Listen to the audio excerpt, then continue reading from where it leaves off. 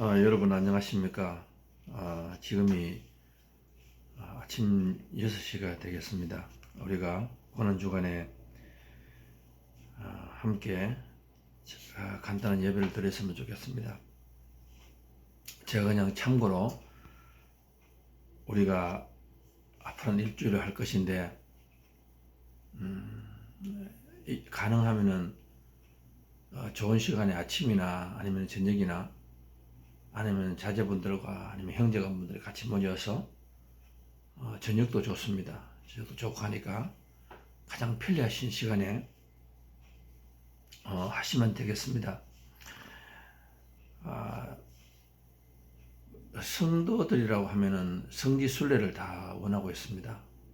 저도 언젠간 한번 가고 싶은데 특히 터키 쪽으로 한번 가고 싶습니다. 사도 바울의 행적을 쫓아서 우리가 하고 있는 사도행전을 한번 이렇게 돌아보고 싶습니다.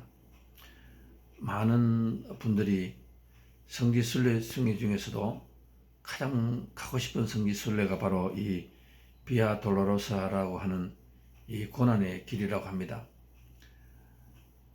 지금도 가면은 특히 이 부활절 날이 가까이 되가면은 전 세계에서 사람들이 돈을 주고라도 이 비아 돌로로사 길을 가기를 원한다고 이렇게 말합니다.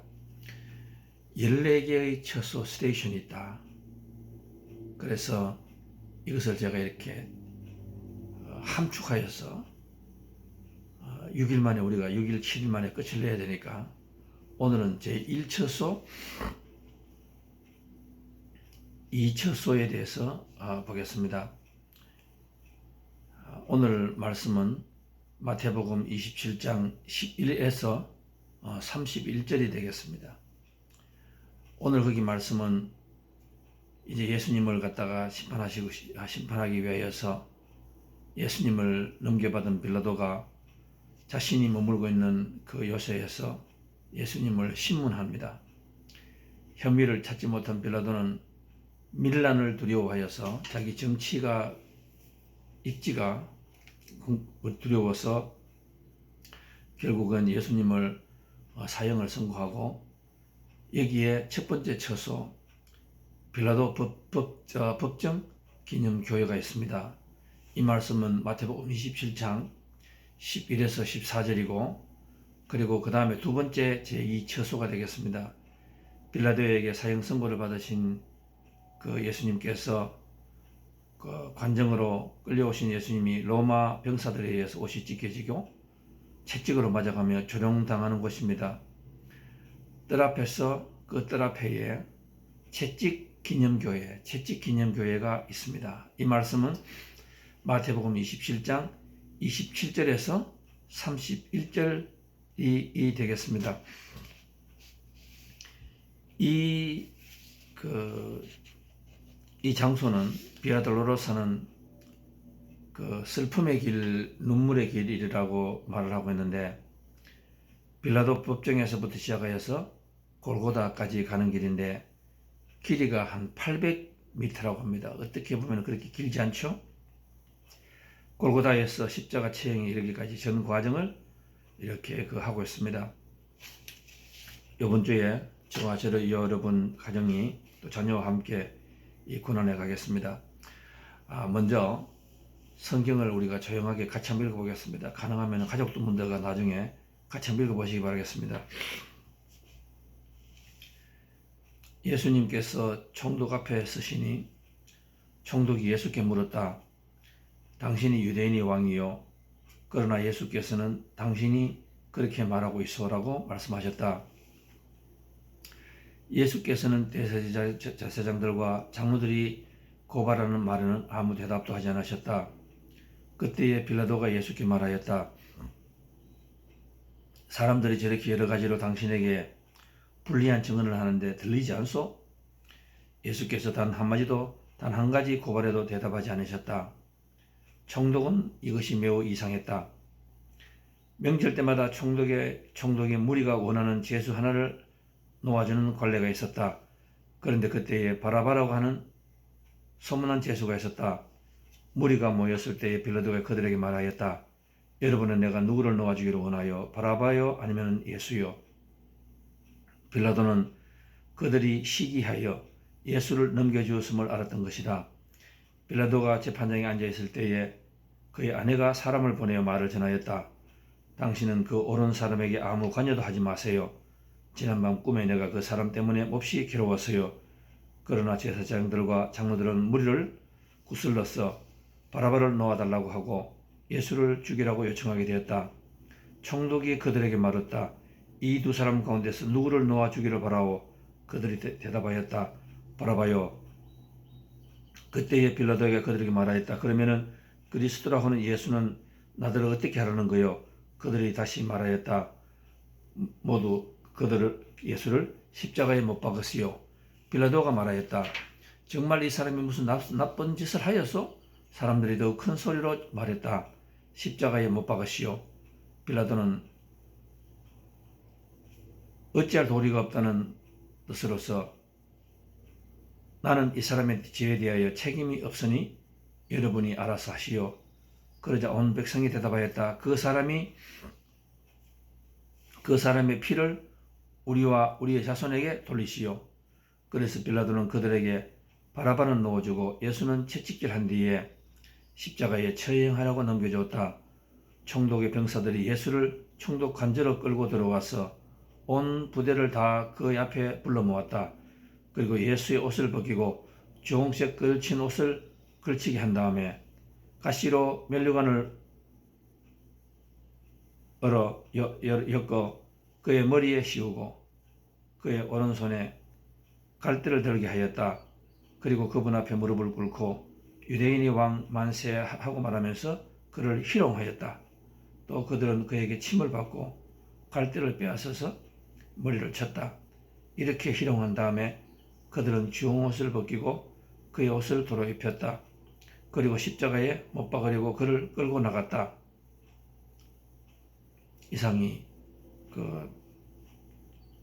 성경 말씀이 되겠습니다. 성경 읽고 난 뒤에 찬송가 361장 십자가를 질 수 있나 주가 물어보실 때에 하고 오늘 말씀의 제목을 굳이 붙이라면은 우리가 회복해야 될 비아 돌로로서의 길 이렇게 되겠습니다. 제가 오늘 이 말씀을 들으면서 요즘에 제가 그 다큐멘터리를 하나 보고 있습니다. 그 다큐멘터리가 뭔가 하면은 그 미국의 미네소타주에 한국에서 어릴 때에 입양되어 온 사람이 한 15,000명이 이렇게 있었습니다. 상당한 숫자가 있었습니다. 어릴 때에 뭐 이런저런 모양으로 한국에서 입양되어 왔습니다. 근데 그 다큐멘터리는 뭐를 테마로 잡았는가 하면은 이 사람들이 잘 살아요. 미국 대부분이 미국 백인들 부모님에게 입양이 되어 와서 잘 살아가고 있습니다. 직장도 참 좋습니다. 근데 이 사람들이 그 특징이 뭔가 하면은 결혼 생활하고 가정 생활을 유지를 잘 못해요. 참 이상합니다. 제가 이렇게 봐도 참 착하고 잘 자라는 사람들인데 이 사람들이 그 대인관계라든지 이런 걸 유지를 못해요. 그래서 이 사람들이 모여서 거기서 뭐 의사도 있고 뭐 좋은 사람들도 많이 있었습니다. 이 원인이 무엇인가? 해결책을 찾기 위해서 이제 모임을 가지고 그래서 나중에 뭘 하기 위해서 방송국에다 연락을 하면서 자기들 스토리가 알려져서 도움이 됐으면 좋겠다. 그 다큐멘터리는 뭔가 하면은 이 사람들이 자기의 그 정체성 아니면은 뿌리를 찾고 싶은 마음이 참 많이 있습니다. 자기가 미국 부모들이 자라고 잘 자랐는데 내가 누구인가 그게 없대요. 내 부모가 어떤 사람이며 나는 어떤 가정에서 태어났는가 그게 참 뿌리가 알고 싶다. 그래서 이 사람들이 그 직장을 그만두고 아니면은 휴가를 내서 귀한 휴가를 내서 한국으로 옵니다. 와서 그 옛날 그 아동센터에 가서 자료를 통하여서 있으면 자료를 통하여서 제가 어디에서 찾아졌고 그리고 부모가 누구인가 이걸 알고 싶어 해요. 제가 참 그게 궁금했습니다. 저렇게 미국에 잘 살고 저래 하는데 어릴 때 기억이 없을 것인데 왜 저렇게 찾고 싶어 할까? 그 사람의 영혼에는 무언가 이 뿌리에 대한 갈증이 있구나. 갈증이 있구나. 한국을 갔는데 어떤 사람들은 보니까 자기 이름이 어떻게 나왔고 어떤 쓰레기통에서 버려졌는데 자기가 누가 주워서 경찰이 주워서 아니면 동네 사람이 주워서 대부분 그런 케이스예요. 아니면은 역전에 아이를 누가 이렇게 놓고 갔는데 울어서 보니까 다 그런 케이스입니다. 막 울더라고 사람들이. 그리고 그 고아원을 찾아갑니다. 어떤 사람들은 찾아가요. 그게 보면 또 아이들이 또 있지 않습니까? 자기 운명을 바라보는 거예요. 이 불쌍한 아이들. 그런데 제가 더욱더 참 궁금했는 것은 뭔가 하면은 돌아가서 또 돌아와요. 2, 3년이 지나고 열심히 일하다가 돈을 세이브하고 또 돌아옵니다.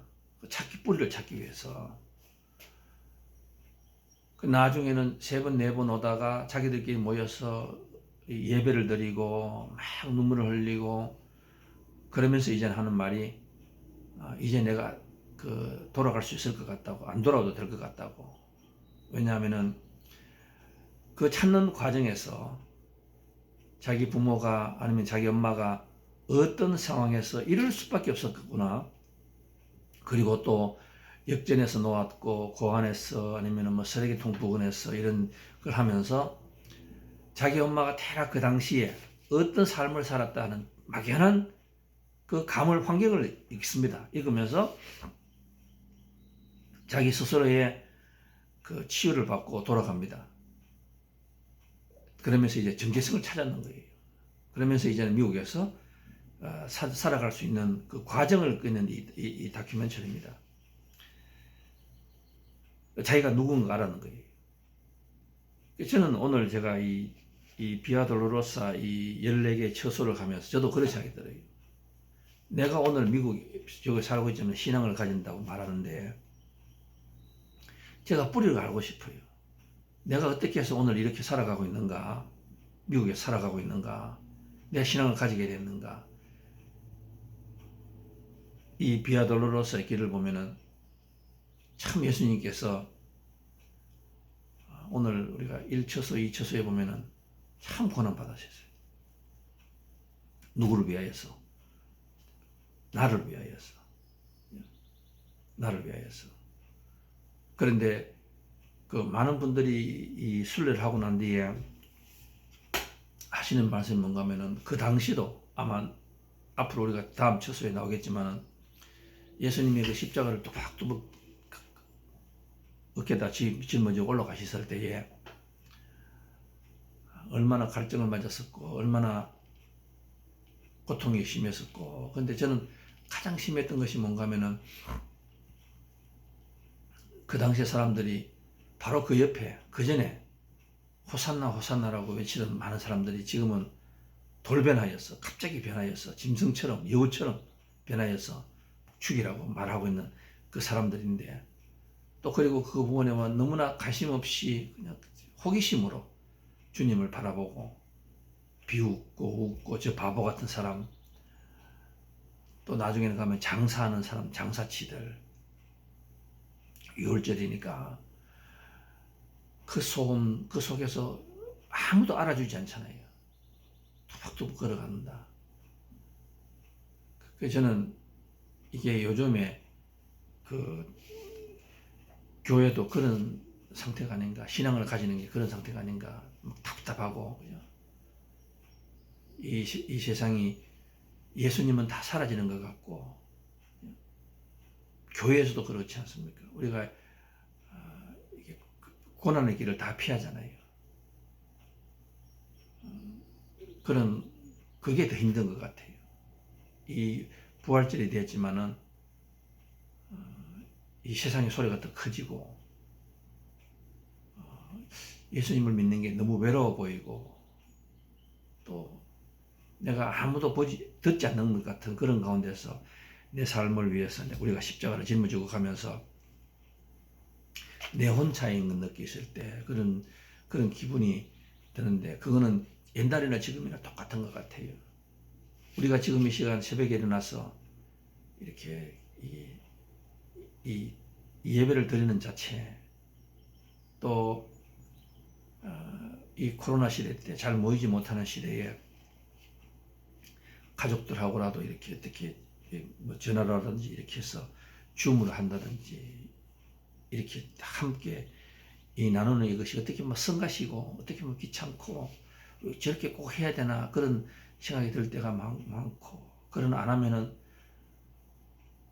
내가 뿌리가 없는 것 같고 또 예수님에게 너무 죄송하고 하나님에게 죄송하고 또 해야 편할 것 같고 해야만 될 것 같고 그런데 이 하는 자체가 세상과는 너무 다르지 않습니까? 그래도 우리는 그 길을 우리는 가고 있습니다. 오늘 그 1초서 2초서를 보고 어느 분이 이렇게 그 시를 썼는데 제가 이 시를 쓰고 오늘 말씀을 마치겠습니다. 존귀하신 하나님의 아들이 옷을 벗기운 채 갈기갈기 찢기셔야만 하는 고난의 길, 갈보리 산을 향해 끌려가는 눈물의 길, 언약의 살을 찢는 대못은 뼛속 깊이 파고들어 상처에서 흘러나온 검붉은 핏덩이 외에는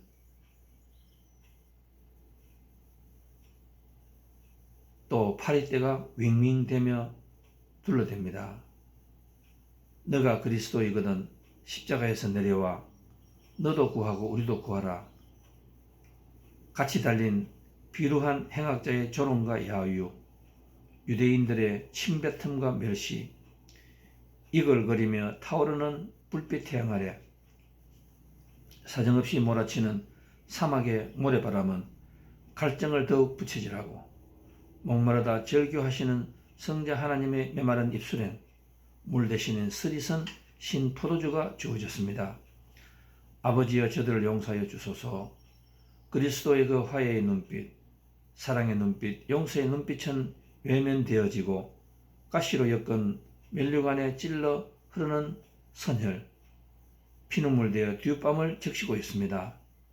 많은 황소들과 바산의 힘센 소들과 개들이 둘러 진쳐서며 악한 무리가 수족을 찌르고 그분의 겉옷과 속옷마저 찢어 나누며 낄낄거리는 데 그리스도께서 포기하겠노라 말 한마디만 하시면 그 치욕의 십자가를 당장 박살내어 버리려고 하늘에는 12명이나 되는 천군 천사들이 향호를 펼치고 기다렸었습니다. 아바 아버지 어찌하여 나를 버리셨나이까. 세상의 모든 죄악을 한 몸에 걸머지신 그분은 영과 육이 분리되는 고통보다 십자가에서 찢기는 고통보다 성부 하나님께로 버림받은 그 순간이 가장 큰 고통의 순간이요 모진 형벌의 순간이었습니다.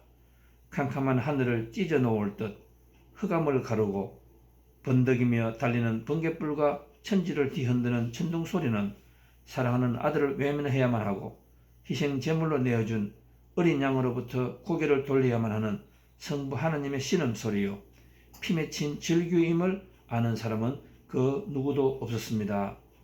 다 이루었다. 사탄에게 속박되어 끌려가는 너와 나의 죄 쇠사슬을 끌어내고 죽음의 형벌에서 해방시켜주기 위해 눈물을 흘리며 걸어가셨던 길 순길한 길 비아 돌로로사 이렇게 되겠습니다. 오늘 저와 여러분께서 이 말씀을 보시면은 여러 가지 사람들의 길이 있습니다. 비아 돌로로사 그 다음에 또 제사장들이나 헤로드에 가는 길이 있었고 또 보면은 오늘 이 말씀 중에서 침묵이라는 말이 계속해서 나오는 것 같아요. 침묵이라는 말이 예수님은 당신이 하셔야 되는 그 뜻을 분명히 아셨습니다. 내가 왜 가정에서 내가 십자가를 지고 교회에서 나라를 위해서 직장에서 십자가를 지는가?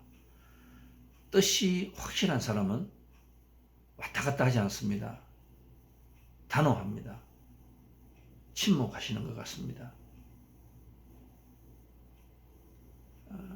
그리고 침묵하시는 이유는 내가 이 말을 설명해도 알아듣지 못하기 때문에. 예수님은 하늘의 꿈을 꾸고 하늘의 소망을 가지고 가는 사람들입니다. 우리가 가정에서나 교회에서나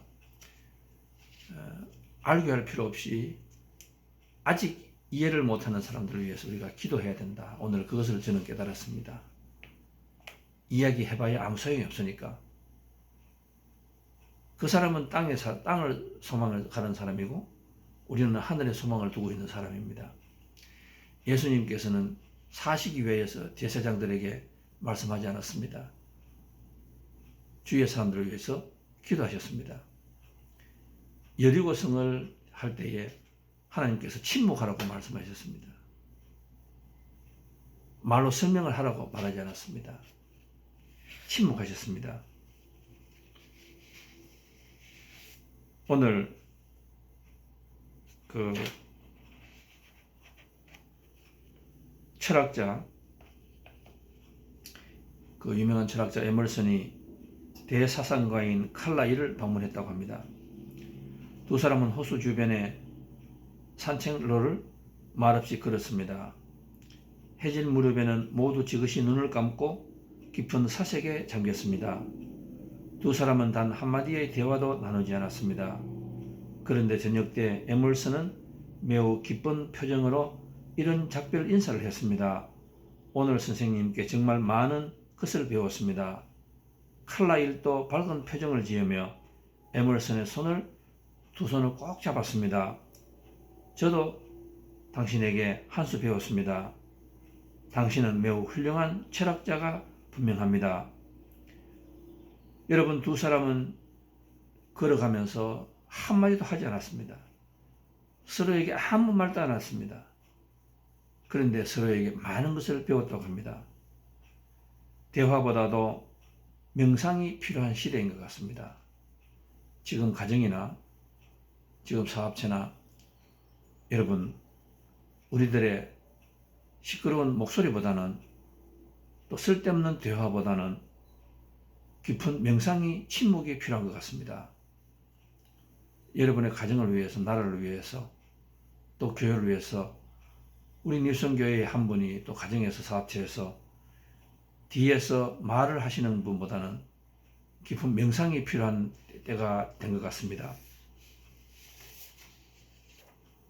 그것이 예수님의 그 습관입니다.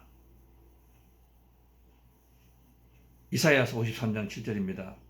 주께서 곤욕을 당하며 괴로울 때에도 입을 열지 아니하시고 틀 깎는 자 앞에서도 잠잠한 같이 이렇게 말씀하셨습니다. 우리 가정과 우리 교회에 일어날 필요한 기적의 첫 번째 단추는 명상인 것 같습니다. 그냥 가만히 잠자라는 것이 아니고 하나님과 깊은 침묵을 하는 것입니다. 유한진 씨의 그리운 말 한마디라는 시로서 끝을 내겠습니다. 나는 좀 어리석어 보이더라도 침묵하는 연습을 하고 싶다. 그 이유는 많은 말을 하고 난 뒤일수록 더욱더 마음이 공허해지기 때문이다. 많은 말이 사람을 얼마나 탈진하게 하고 얼마나 외롭게 하고 텅 비게 하는지 당신은 아는가? 나는 침묵하는 연습으로 본래의 나로 돌아가고 싶다. 내 안에 설익은 느낌을 담아두고 설익은 느낌도 붙잡아 두면서 때를 기다려 물어 익히는 연습을 하고 싶다. 다 익은 생각이나 느낌일지라도 더욱 지그시 채워두면서 향기로운 포도주로 발효되도록 기다릴 수 있기를 바란다. 침묵하는 연습, 비록 내 안에 슬픔이건 기쁨이건 때로는 억울하게 오해받는 때라도 해명도 변명조차 하지 않고 무시해버리며 묵묵하게 하고 싶어진다. 그를 용기도 배짱도 지니고 살고 싶다. 오늘 걸어가시면서 한 주를 걸어가시면서 이 침묵 속에서 하나님을 만나시고 그 명상의 침묵이 너무너무 하나님 보시기에 기뻐서 하나님께서 여러분에게 14번째 처소 끝에 원하시는 기도의 응답이 있는 가정이 되시고 성도님 되시기를 주님의 이름으로 축원드리겠습니다. 하나님 아버지 감사드립니다. 오늘 저희에게 이렇게 성지 순례를 시작을 하였습니다.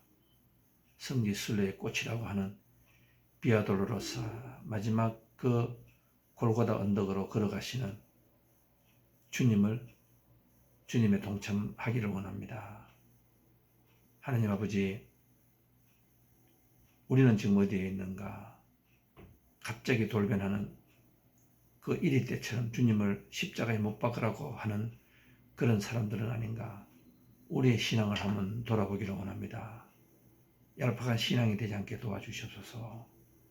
기분이 좋고 내 기분에 따라 감정에 따라서 왔다 갔다 하고 오르막 내리락 하는 그런 불편한 신앙이 되지 않게 하시옵소서.